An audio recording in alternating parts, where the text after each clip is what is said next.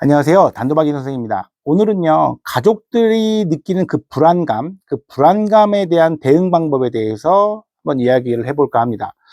제 생각에는요, 가장 가족들에게 안 좋은 감정이 뭘까요? 그 감정이라면 전 불안을 말씀드리고 싶어요.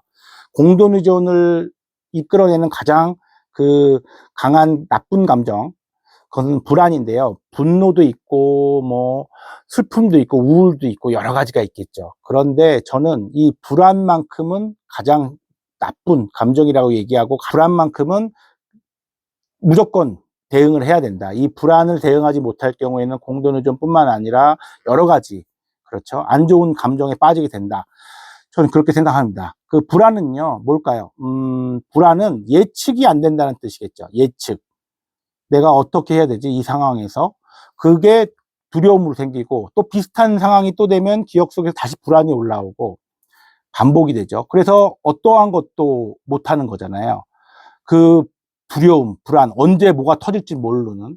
자, 이 불안감이 사람마다 느끼는 강도가 조금씩은 다릅니다. 타고난 이것도 그 강성에 따라서 불안을 좀 덜 느끼는 분도 계시고, 너무나 막 불안하면 꼼짝달싹을 못 하시는 분도 계시고요. 그런데 여러 가지 방법 중에서 제일 확실한 방법은 교육입니다. 내가 많이 알고 있으면 그 불안도는 확실히 떨어집니다. 그렇기 때문에 불안도를 낮추기 위해서 가족 상담이 필요하고 가족 교육이 필요하다는 거죠. 내가 도박 중독에 대해서 모르면, 내가 재정 상담에 대해서 모르면, 어떤 일이 사채에 대해서 모르면, 그다음에 채권 추심에 대해서 모르면 도박자의 말을 들을 수밖에 없어요. 도박자의 말을 믿을 수밖에 없습니다. 민사가 뭔지, 형사가 뭔지, 도박죄가 어떻게 되고, 불법 도박을 하면 어떻게 느껴야 되는지, 이게 도박자를 도와주기 위해서가 절대 아닙니다. 도박자의 거짓말에 휘둘리지 않아야 하고, 또 모르면 내가 불안을 느끼기 때문에 어떤 일을 어떻게 대처해야 될지를 모르기 때문에 이 교육이 굉장히 필요하다는 거죠. 재정 압박감 해소 프로그램이라는 것을 제가 센터에서 2년 정도를 운영을 했습니다. 가족 대상을 해서요.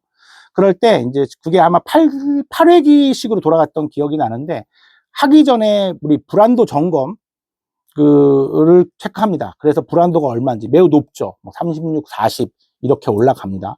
그런데 그 안에서 매주 만나서 이제 채권 추심이 뭐고, 합법 채권 추심, 불법 채권 추심, 제가 제로 얘기했던 내용들이 있죠. 거기에 대응 방법, 몇 시까지는 합법, 몇 시까지는 불법. 그런데 채권 추심을 하는 사람들의 특징들, 모르면 그냥 넘어가고 요구하게 된다. 어떠한 내용들 쭉 하면서 실제로 이제 막 우리 도박은 급박하게 다가오니까 그 주에 겪었던 분이 공부한 내용으로 대응을 해봤더니 어떤 효과가 있더라.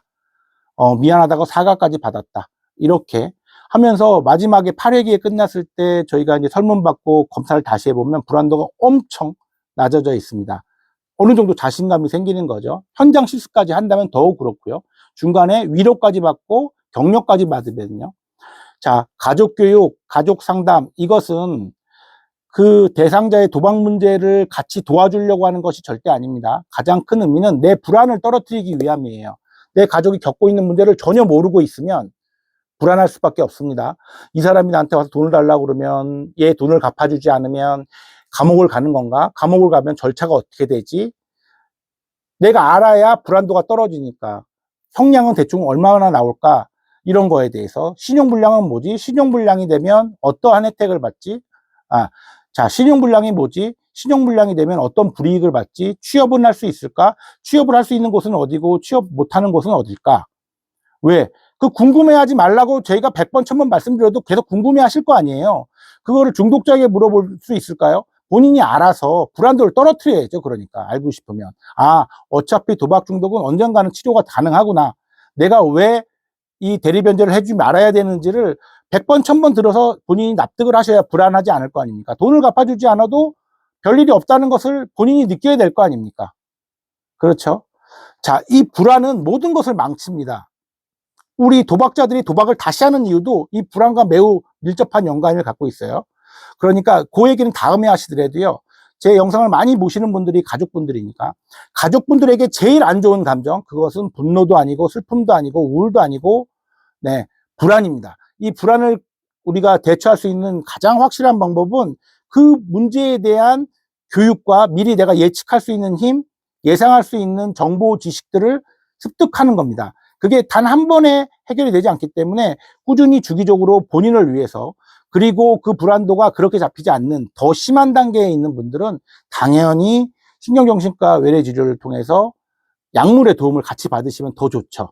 그래서 내가 되게 안정된 감정으로 다시 가족의 도박 문제를 바라봤을 때는 전혀 다른 대처가 나가고, 그 대처가 올바르다고 스스로의 자존감도 끌어올려 줄 수가 있습니다.